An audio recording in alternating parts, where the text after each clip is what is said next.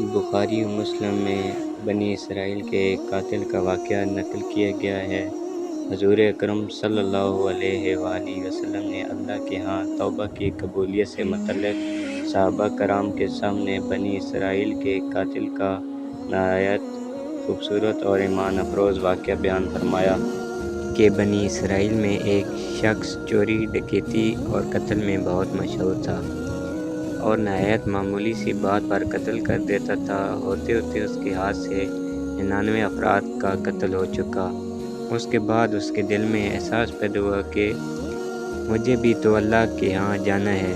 چنانچہ یہ فکر بڑھتا رہا اور لوگوں سے معلومات کرتے ہوئے سرگرداں پھرنے لگا، کیا میری توبہ قبول ہو سکتی ہے یا نہیں؟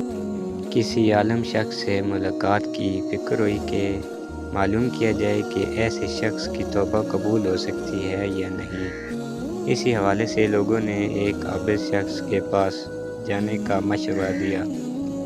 اس شخص نے اس کے پاس جا کر مسئلہ معلوم کیا، کیا میری توبہ قبول ہو سکتی ہے اور کیا میری مغفرت ہو سکتی ہے جبکہ میں نے 99 انسانوں کی جان ماری ہے؟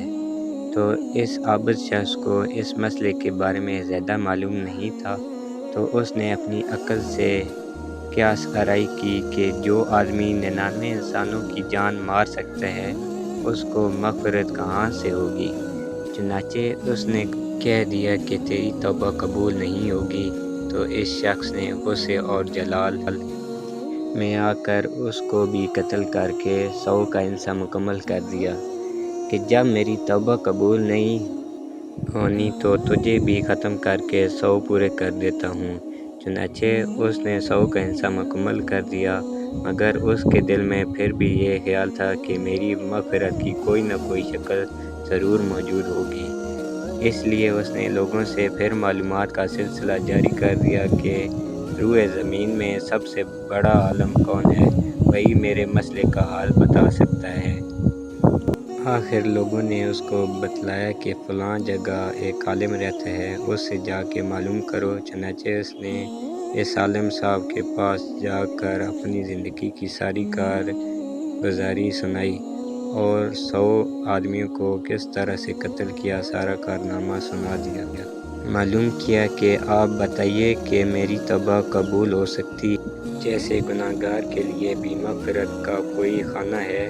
تو اس عالم صاحب کو چونکہ علم تھا تو اس نے بتایا کہ تیرے گناہ معاف کرنے میں اللہ کے ہاں کوئی رکاوٹ نہیں۔ اللہ کی رحمت کا سمندر تجھ جیسے گناہ گاروں کے گناہوں سے بہت بڑا اور بہت وسیع ہے۔ چنانچہ اس عالم نے اسے مشورہ دیا کہ تم فلاں جگہ سفر کر کے جاؤ، وہاں کچھ لوگ اللہ کے بندے رہتے ہیں، ان کا مشغلہ صرف اللہ کی عبادت ہے، ان کے ساتھ مل کر اللہ کی عبادت کرو اور نادم ہو کر اپنے گناہوں کی معافی مانگو، انشاءاللہ تمہاری مغفرت ہو جائے گی۔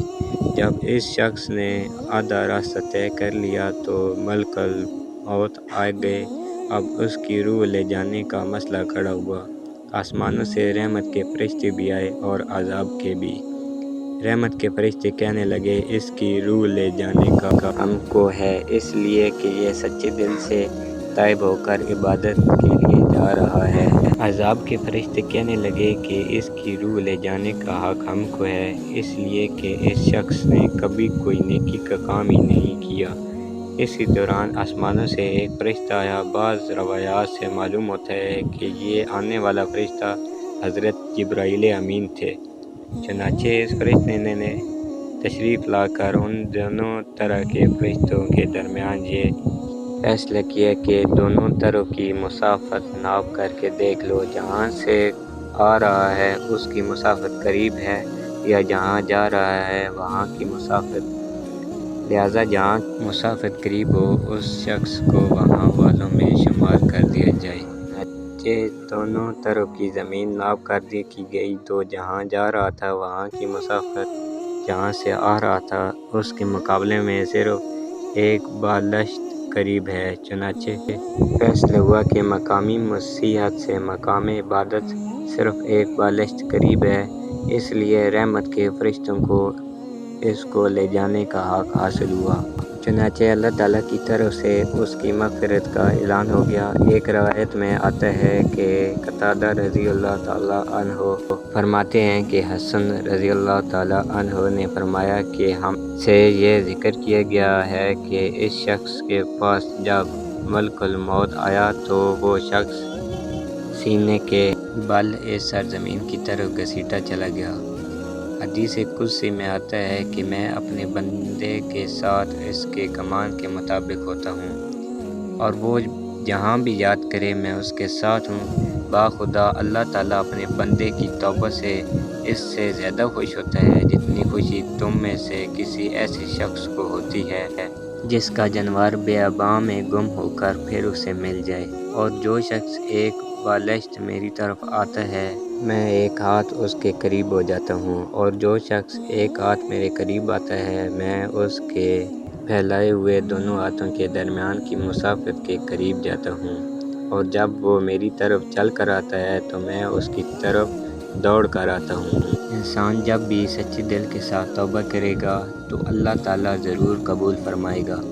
انشاءاللہ یہ واقعی خصوصاً ان حضرات کے لیے حوصلہ افزائی اور معاونت کا سبب ہے جو کہ بڑے بڑے گناہ کر کے اب مایوسی کی زندگی گزار رہے ہیں، کیونکہ شیطان انہیں مایوس کرتا ہے۔ بہرحال گنہگار کو شیطان کی باتوں میں آ کر مایوس نہیں ہونا چاہیے، بلکہ اللہ کی رحمت سے اچھی امید رکھ کر سچی توبہ کے ذریعے اپنے آپ کو پاکیزہ و صاف کر لینا چاہیے۔